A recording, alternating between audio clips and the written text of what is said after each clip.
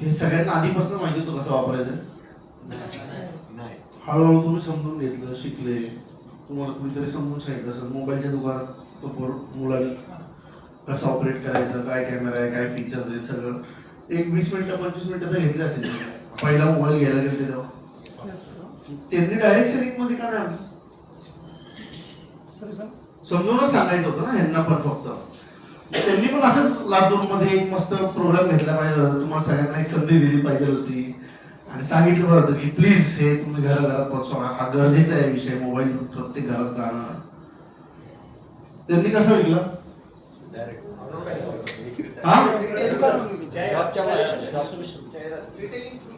Retail through. जी गोष्ट जिथे विकली जाते तिथे विकतात ते लोक, म्हणजे दुकानात. बरोबर आहे ना सर? त्याच्या मागच्या 2 कारणे. तुम्ही आमच्याकडेच बुक का दिलं? कारण की एक उदाहरण मागच्या आठवड्यामध्ये घडलं होतं की पुस्तकांचा ट्रक उलटला तर 2-3 दिवस त्यातलं एकही पुस्तक चोरी गेलं नाही, परंतु दुसऱ्या गोष्टीचा ट्रक उलटला तिथं एकही गोष्ट राहिली नाही. कारण की एक तिथं त्यातून कळालं की वाचणारे माणसं चोरी करत नाहीत आणि चोरी करणारे माणसं वाचत नाहीत. आणि दुसरी गोष्ट की हे पुस्तक आमच्याकडे का दिलं? कारण की मी जर वाचणार आहे तर गेल्या कित्येक दिवसापासून मी दुकानावरून पुस्तक खरेदी केलं नाही आणि दुकानदार हा इतकी सविस्तर माहिती द्यायला वेळ नाही. एक दुसरी गोष्ट की हे जर पुस्तक दुकानावर ठेवलं असतं तरी शाळेनं ते ॲक्सेप्ट केलं नसतं, कारण की शाळेने वेगळा त्यांचा सिलेबस दिला असता. दुसरं का आणि असे बरेचसे आहेत की ग्रामीण भागामध्ये बट स्टील लोकांमार्फत मी समजून सांगण्याचा प्रयत्न करतो. भारत भूमीत होईल मनुष्य जन्म झाला, जन्म सार्थक करे परोपकार. म्हणजे काय, आपण या भारत भूमीमध्ये जन्म घेतलो तर आपली रिस्पॉन्सिबिलिटी आहे की आपल्याला त्याला काहीतरी द्यायचं आहे. जसं समजा एखादा व्यक्ती आता डुबत आहे तर त्याला काढण्याची रिस्पॉन्सिबिलिटी जी आहे आपली आहे. म्हणजे आपण पाहत आहोत की विद्यार्थी जे आहे या घोर चक्रव्यूहात डुबलेले आहेत, मग यांना बाहेर काढायचं असेल तर सगळ्यांची आपली जबाबदारी असणार. म्हणून मग मी तुमच्याकडे एड्युटेकचं पुस्तक दिलं की तुम्ही त्यांना बाहेर काढा. आपण ते कॉलेज एज्युकेशन म्हणतो ॲज अ पॅरेंटली आपण समजून घेतो आणि आपल्या समाजात आपण लोकांना सांगतो इतरांना. नाही, मी तुम्हाला सिंपल काय उदाहरण दिलं. मोबाईल तुम्हाला माहिती होता का? तुम्हाला समजून नाही का? आणि ती कंपनी तुमच्याकडे आली असती ना, मग विकायला कशाला दुकानात ठेवलं असतं, कशाला एवढे ऍडमिट केली असती? आणि सरांचं म्हणणं आहे अजून स्वस्तात विकलू शकले असते ते मोबाईल, डायरेक्ट सेलिंग मध्ये आणलं असतं ना. माउथ पब्लिसिटी जास्त. तुम्ही दिवसभरात किती लोकांशी बोलता अंदाजे? मला एक 10-20 दिवस झाले. हो, पण तुम्ही किती लोकांपर्यंत माउथ पब्लिसिटी करू शकला 10 दिवसांमध्ये? जस्ट जनरल एक संभाषण, don't take any pressure and try to give your logic. 20-25 खूप मोठा आकडा आहे सर. माझ्याकडे इंडियामध्ये 30 करोड विद्यार्थी आहेत. आता तुम्ही 20-25 विद्यार्थ्यांकडे बोलले, मी 30 करोड कधी क्रॉस करणार? आता 2 दिवस तुम्ही इथं आले रिसॉर्टला, आरपीपीला गेलं, ते बाकीच्या लोकांचे कोण बोलणार? पालक पुस्तक खरेदी करायला दुकानावर जात नाहीत. पालक पुस्तक खरेदी करायला दुकानावर शक्यतो जात नाहीत. दुकानावर जातच नाही. सर, एज्युटेकचं एखाद्या प्रॉडक्टशी मी तुलना करताय. प्रॉडक्ट ही एक वस्तू असते कोणती तरी मार्केटमध्ये लोकांच्या गरजेची, परंतु एज्युटेक हे आपल्याला गुणवत्तापूर्ण शिक्षण देण्यासाठी एक सर्व्हिस त्यांना द्यायची, सेवा द्यायची. एज्युटेक आपल्याला प्रॉडक्ट न पाहता सेवा म्हणून पाहावं. तुमच्या सगळ्यांचा मी हा प्रश्न का विचारलाय, मला तुमचा आहे ना एक गोष्ट डोक्यातनं पहिले जे क्लिअर करायची की हे डायरेक्ट सेलिंग मध्ये का नाही, ह्यालाच तुमच्याच हातात का दिलंय मी विकायला. आणि जर मी इथे थांबून तुम्हाला असं बोललो की हे माउथ पब्लिसिटी फास्ट विकू शकताल, तुमच्या सेलिंग मध्ये ताकद आहे, तुम्ही सगळे शिक्षक एक्सपर्ट आहे, तुम्ही सेवा करताय आणि त्यासाठी तुम्ही लवकर पोहोचू शकता वगैरे, हे सगळे फॉल्स आहेत. ह्यातलं कुठलंही ट्रू नाही. There is a simple process to sell any product. माझा जो हेतू त्या मुलांपर्यंत पोहोचण्याचा आहे. फर्स्ट हेतू काय? त्या मुलांपर्यंत चांगलं शिक्षण पोहोचायचं. मग आय विल नॉट केअर की हे तुमच्या माध्यमातून चाललंय, त्या दुकानातनं चाललंय, शाळेतनं चाललंय, ऑनलाईन चाललंय, कसं चाललंय. माझा हेतू खूप क्लिअर आहे की पहिला हेतू काय? त्या विद्यार्थ्यांपर्यंत शिक्षण पोहोचवायचं. म्हणून बाकी सगळे मेथड आपण ट्राय करून झाले. त्या प्रत्येक मेथड मध्ये त्याचे चॅलेंजेस आहेत, त्या प्रत्येक मेथड मध्ये त्याचे लूप होल्स आहेत. The only best method that we found was reaching through you. त्याच्यातले एक दोन चॅलेंजेस जर बेसिक समजून सांगायचे झाले तुम्हाला, लातूरमध्ये खूप सारे हॉस्पिटल्स आहेत. हॉस्पिटलच्या बाहेर मेडिकलचे मेडिकलचे ते दुकानांची लाईन असायची, बरोबर आहे. डॉक्टरांना वाटलं तर हे खूप मेडिकल स्टोअरवाले जास्त कमवतात, आपण काय करू औषध गोळ्या आतमध्येच विकायला चालू करू. मग त्यांनी आतमध्येच मेडिकल टाकलं. काय हॉस्पिटल्सनी काय केलं, मग बाहेरची जी मेडिकलची दुकानं आहेत ते बंद झाले, कारण पेशंट बाहेर येतच नाही आता. ते काय करते, डायरेक्ट आतमधनं औषध देतात. तसं शाळांनी केलेलं आहे की पुस्तकं शाळाच विकत बसले जातात. शिक्षण सोडून बाकी सगळ्या गोष्टी, युनिफॉर्म, पुस्तक, शूज, सॉक्स, सगळंच. मग तुम्ही दुकानात जात नाही. पहिला मुद्दा हा आहे. हे विकायला आपल्याला ठेवायला, असं समजून हे एड्युटेकचं बुक मला विकायला ह्याला एक तर बुक स्टोअरचा ऑप्शन नाही, तर जसं आपल्या डॉक्टरकडे जाऊन MR लोक बसतात की गोळी लिहून द्या, ती आता नांदेडला मिळेल. तुम्हाला अन्नच आणणे तर कोणी लिहून दिले, डॉक्टर. आम्ही म्हणलं शाळेनं सांगू नये, लिहून द्या, संपला विषय. मला कुणाला काहीच सांगायची गरज नाही. तुम्ही कुठेही लिहिले तरी पुस्तक हे आणणार, कारण टीचरनी सांगितले. हे जे प्रोडक्ट आहेत, मेडिसिन झालं, एज्युकेशन झालं, हे एक्सपर्ट ओपिनियन प्रोडक्ट आहे. तुम्ही तुमचे निर्णय नाही घेत, ह्याला कोणीतरी गाईड करायला लागतं, टीचर सारखे वाटते. But then we found a problem in this, that the school or teachers will not promote edutech. Reason काय की तुमच्याकडनं मी 1 लाख रुपये फी घेतली आणि तुम्हाला सांगितलं सर अजून 8,000 रुपये द्या, एक वर्ल्ड क्लास टीचर आहे या बुकमध्ये, ते तुमच्या मुलाला अजून चांगल्या पद्धतीने शिकवतील. तुमचा पहिला प्रश्न आहे, तुम्हाला 1 लाख रुपये कशासाठी दिले मी? माझ्या मुलाला शिकवायलाच दिले ना. परत 8,000 देऊन जर मी तुमच्यापेक्षा चांगला टीचर घेणार तर तुम्हाला 1 लाख कशाचे देऊ मी? क्लिअर आहे लॉजिक? मग त्यामुळे शाळा तुम्हाला कधी प्रमोट करणार नाही, कारण ते पण तेच काम करतायत. आता उद्या माऊली सर खूप महान झाले, तुम्हाला म्हणले की एड्युटेक माझ्याकडे नका जॉईन करू, तुम्ही गिरमकर सरांच्या तिकडच्या टीम मध्ये कुठेतरी जॉईन करा, असं म्हणतील का ते? ते गिरमकर सरांनाच म्हणतील सर तुम्ही नांदेडला लातूरला, मी तुम्हाला चांगलं काम करू. तुम्ही दुसऱ्याला प्रमोट नाहीच करणार ना, because you in the same business. The school is also in the same business with us. Will the school ever promote us? No. Clear आहे? Yes. असे आपण बाकी सगळे प्रयत्न झाले. जसं रिटेलचं सांगितलं मी तुम्हाला एक्झाम्पल, तुम्ही जातच नाही स्टोअरला, तसं स्कूलचं, तसं ऑनलाईन पण भरपूर एक्झाम्पल. मग ह्या सगळ्या एक्झाम्पल्स मधून आम्हाला एक लक्षात आलं की इट इज नॉट इझी की प्रोडक्टची किंमत पण कमी ठेवायची आहे, कारण ते किती लोकांपर्यंत पोहोचवायचे? 95% स्टुडंट पर्यंत पोहोचवायचे. मग सगळ्यांना अफोर्डेबल राहायला पाहिजे. बायजूस सारखं करता येईल का? बायजूसचा काय प्रॉब्लेम झाला? Cost of acquisition of the customer, म्हणजे कस्टमर पर्यंत त्याचं नाव पोहोचवण्यामध्ये त्यांनी 500 करोड खर्च केले. बाय डिफॉल्ट ते वसूल कशातनं करणार मी? कस्टमर कडनंच करणार ना. तर 500 करोड मला 1 लाख विद्यार्थ्यांकडनं वसूल करायचे, तर ते 50,000 तर मार्केटिंगचेच लागले ना माझ्या प्रोडक्टला चिटल. मग वर 15,000चं प्रोडक्ट, मग 65,000 तुम्हाला विकायला आलं, ते 95% लोकांना 65,000चं प्रोडक्ट परवडणार आहे का? मग त्याच्यानंतर वी थॉट की let's give it to the parents. पेरेंट्सनी ठरवू दे की बाबा हा त्यांना त्यांचं जर फ्री करायचं तर त्यांना अजून 10 पालकांना रेकमेंड करायचं. पण जेव्हा आम्ही ह्या प्रोडक्टमध्ये असं ह्या मेथडमध्ये आलो तेव्हा लक्षात आलं याला डायरेक्ट सेलिंग म्हणतात. पण डायरेक्ट सेलिंगकडे बघायचा दृष्टिकोन बऱ्याच लोकांचा चांगला नाही. डायरेक्ट सेलिंगमध्ये ज्या गोष्टी घडतात त्यामुळे लोकांचा एक इमेज बनलेली त्या ह्याच्यावर. एक आता सिरीज आलेली आहे पिरामिड स्कीम, एवढं निगेटिव्ह लाईट मध्ये दाखवलं त्यांनी डायरेक्ट सेलिंगला, कारण त्या गोष्टी घडलेल्या आहेत, त्या लोकांबरोबर झालेल्या आहेत. फॉल्स सेलिंग कितीतरी गोष्टी झालेल्या आहेत. मग ज्यावेळेस आपण आलो त्यावेळेस आपण काही गोष्टीचं पॅरामीटर्स बेंचमार्क सेट केलं की मला बेस्ट इन्फ्रास्ट्रक्चर करायचं आहे, ज्याच्यामध्ये इन्स्टंट पेआउट असेल, प्रोडक्टची डिलिव्हरी ऑटोमाइज असेल, तुम्ही प्रोडक्ट घेऊन दारोदारी फिरायचं नाहीये, तुम्ही फक्त प्रोडक्ट रेकमेंड करा, प्रमोट करा. प्रोडक्टची गरज डायरेक्ट सेलिंग, म्हणून मी तुमच्याकडे आलो.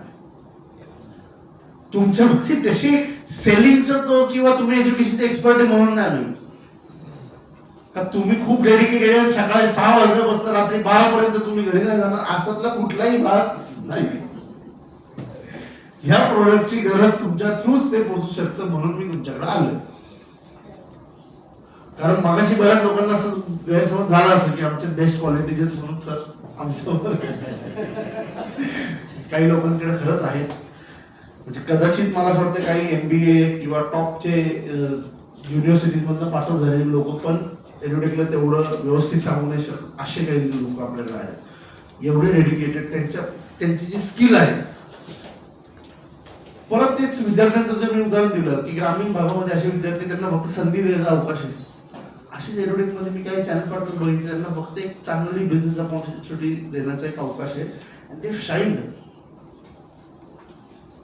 सेम यांच्या बरोबर चालू चॅनल पार्टनर्स की फक्त एक संधीचा अवकाश आहे त्यांच्याबरोबर चांगली बिझनेस अपॉर्च्युनिटी. सो आपण एक प्लॅटफॉर्म बनवलाय ज्याच्यामध्ये तुमच्यावर शून्य रिस्पॉन्सिबिलिटी. जबाबदारी काय तुमची फक्त प्रोडक्ट प्रमोट करायची, पोचवायची, व्हिडिओची, कशाची कुठली जबाबदारी तुमच्यावर आहे का? फक्त प्रोडक्ट प्रमोट करायचे. त्याला विकतंय कोण? टेक्निकल बाब समजून घ्या. सरांना मी जर प्रोडक्ट प्रमोट केला, सरांनी प्रोडक्ट विकत कुणाकडनं घेतलाय? कंपनीकडनं. माझ्याकडनं घेतला का? ह्यांच्याकडनं घेतला का? मग लायबिलिटी माझ्यावर किंवा ह्यांच्यावर आली का कुठल्याही प्रकारची? कारण आम्ही प्रोडक्ट विकलाच नाही त्यांना. विकला कोणी? Company. That is direct sale. Direct company to consumer जो त्यांनी ऑनलाईन त्यांचा देऊन घेतलेला आहे. तेव्हा तुमच्यावर जबाबदारी शून्य आहे, लायबिलिटी शून्य आहे. प्रोडक्ट डिलिव्हर पण कंपनी त्यांच्या घरी करते, तुमचा पेआउट पण इन्स्टंट सेटल करते, त्यामुळे तुमची रिस्क पण शून्य आहे. आता रिस्क झिरो, लायबिलिटी झिरो आणि रिस्पॉन्सिबिलिटी झिरो असे किती बिझनेस पाहिजेत तुम्हाला ज्यामध्ये हे तिन्ही झिरोज आहेत?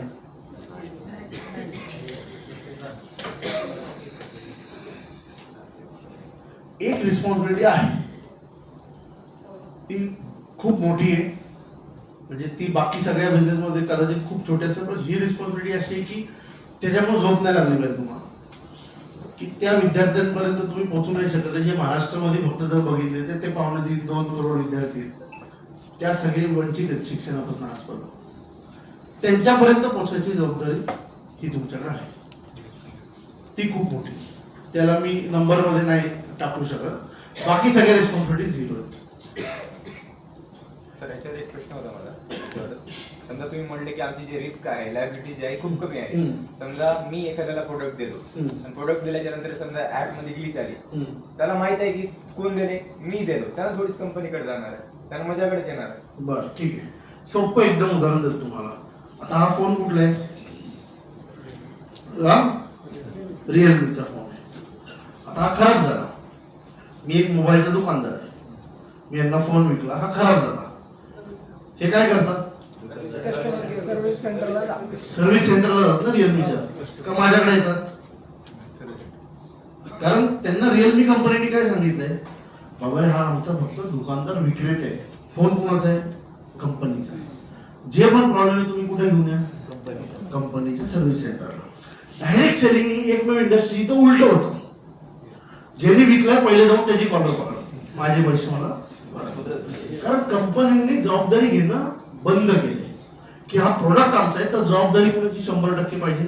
आपली. आता तुम्ही काय करा, तुम्हाला एक्झाम्पल डेमो म्हणून आता कस्टमर सपोर्टला एक फोन करायचा. आता आज आहे सॅटर्डे ना, उद्या संडे, फोन संडेला बंद असणार. मंडेला तुम्हाला कॉलबॅक नाही आला, ते कंपनीच्या ऍप मध्येच मेल आयडी आहे, त्याच्यावर फक्त मेलची रिक्वेस्ट टाकून ठेवा. मग कस्टमर सपोर्टची टीम आपण चेंज करून टाकू. जर सोमवारी फोन नाही आला तुम्हाला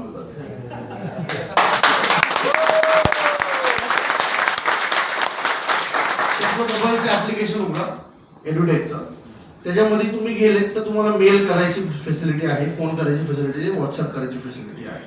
तुम्ही फोन करून ट्राय करून आता मिस कॉल देऊन ठेवून द्या. तुम्हाला सोमवारी फोन नाही आला तर आपण बघू की ओनरशिप खरंच घेते नाही घेते कंपनी. मला पण कळेल की आपले लोक काम करतात नाही करत. मी असं म्हणत नाही की 100% करत असतील, पण तुमच्या माध्यमातून मला त्यांना वेळोवेळी टेस्ट करता येतं. हा टेस्टिंग केलंय.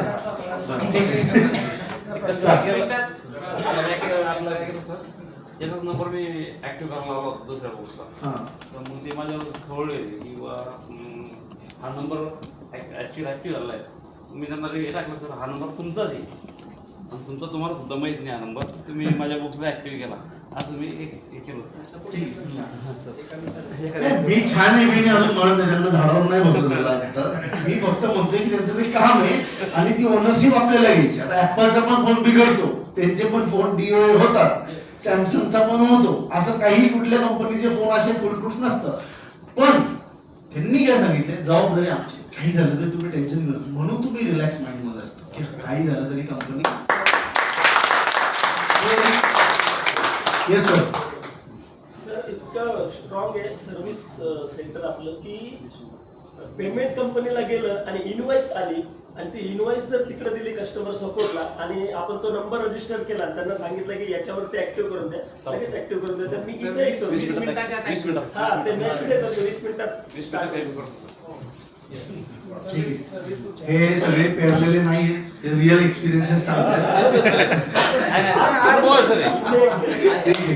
तसे इथे सगळे विनर्सच आहेत. RTPचे ऑलमोस्ट किती, RTPचे विनर्स किती होते सर? 75. सो 75 तर विनर्सच बसलेत, त्यामुळं तुम्ही अचीवमेंट करून बसलेले आहे. असे आपण 3 लोकेशनला RTP करत होतो.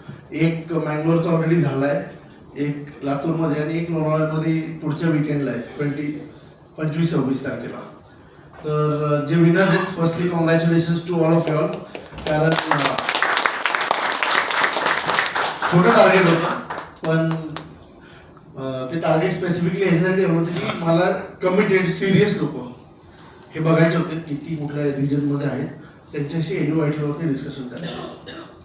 आता मी सगळ्यांना सांगितलं असतं एडू आयटलवरती डिस्कशन करायचं, तर इतर 500 लोक तर आता दिवशी पार ते सर्टिफिकेट डिस्ट्रीब्युशनसाठी सरांनी 400 लोक कोंबले होते कॉलेजमध्ये. तो हेतू नव्हता. RTP ठेवण्यामागचं कारण काय होतं, ते टार्गेट की जे सिरियस आहेत आपल्या कामाला घेऊन, एड्युटेकला घेऊन, त्यांच्याशी मला डिस्कस करता येईल बद्दल. Because we are branching out in to new venture all together. एक कम्प्लिटली नवीन फील्ड आहे, एक कम्प्लिटली नवीन प्रोडक्ट आहे, एक नवीन सुरुवात आहे, ज्याच्यामधनं कदाचित एक बेंचमार्क प्रोडक्ट ठरू शकतो फॉर एव्हरीबडी. म्हणजे माझ्यासाठी पण तो एक बेंचमार्क प्रोडक्ट राहणार आहे की जेवढं काम आपण एज्युकेशनमध्ये नाही करू शकलो, त्याच्यापेक्षा शॉर्ट स्पॅनमध्ये ह्या फील्डमध्ये काम होऊन will be at a much different level all together. That much confidence I have in that product. कारण त्याच्यावरती खूप R&D झालेली, त्याच्यावरती खूप मेहनत घेतली टीमने. आणि मग ते समजून सांगायचे, तर सगळ्यांना सरसकट समजून सांगत बसलो तर ते वेस्ट होणार आहे, नॉलेज पोचणारच नाही. मग आपल्याला करेक्ट सेट ऑफ ऑडियन्स पाहिजे, जे खरंच काम करतात त्यांना समजून सांगू आपण. त्यांना सगळ्यांना लोणावळ्याला बोलवा, पुण्याला बोलवा, एक मोठा कार्यक्रम घ्या, त्यांना सांगा, डझन नाही. मग त्यामुळे आम्ही असं ठरवलं की तुमच्या शहरामध्ये तिथेच येऊन आम्ही तुम्हाला समजून सांगू. त्यासाठी हे RTPचे टार्गेट लावलं. ज्या तिथे 75 विनर्स तर या साईडलाच आहेत. अँड वी स्टार्ट विथ एडू आयटली. सर याचं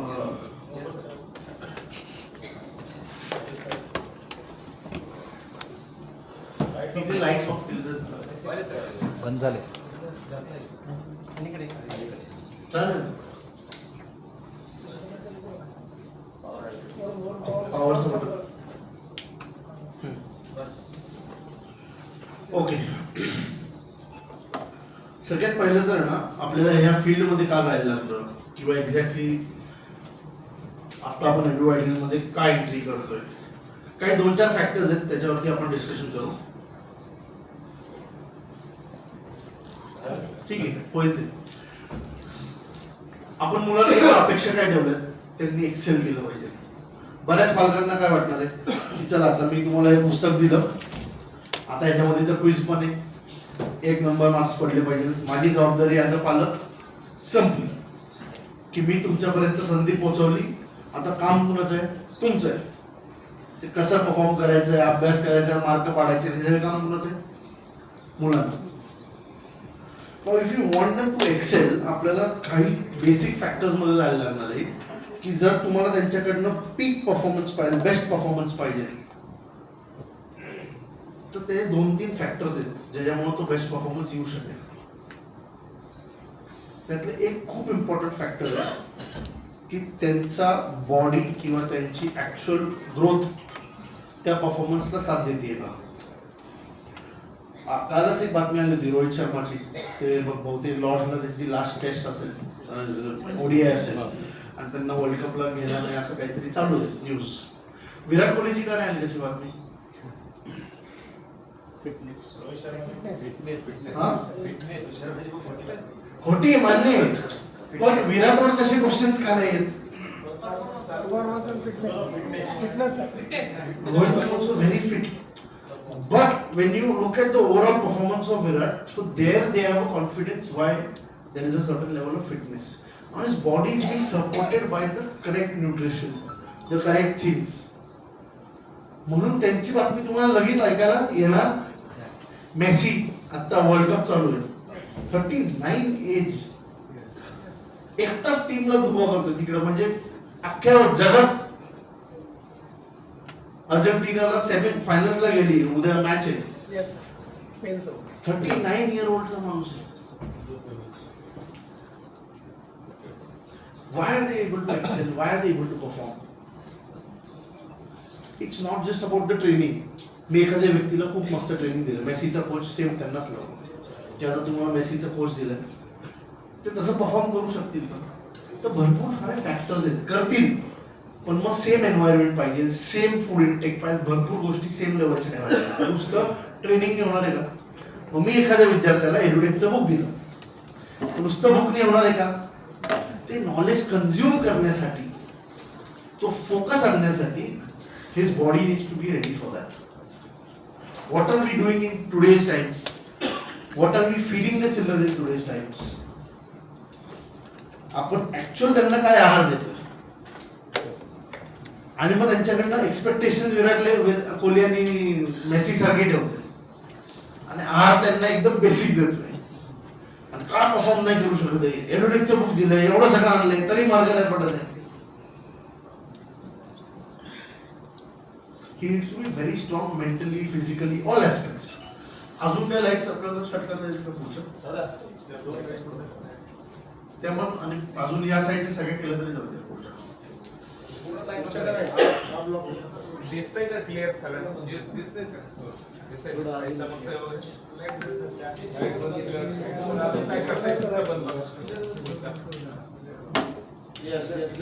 आता केलं होतं ते आता केलं हा. त्या मागचे वरच्या लेडीज करता येतील का? ते प्रोजेक्टर त्याच्यावरच आहे सर, ते प्रोजेक्टर हो ठीक आहे, बरोबर. 2 मिनिटं बोर्ड लेकरा देतो. ठीक आहे, काय हरकत नाही सर, ठीक आहे. एकदम कमी वेळात आता मी ॲडव्हायजल घेणार आहे, थोडं डिटेल असेल, पण आत्ता पुढच्या हाफ एन आवर सगळ्यांनी फुल फोकस. सर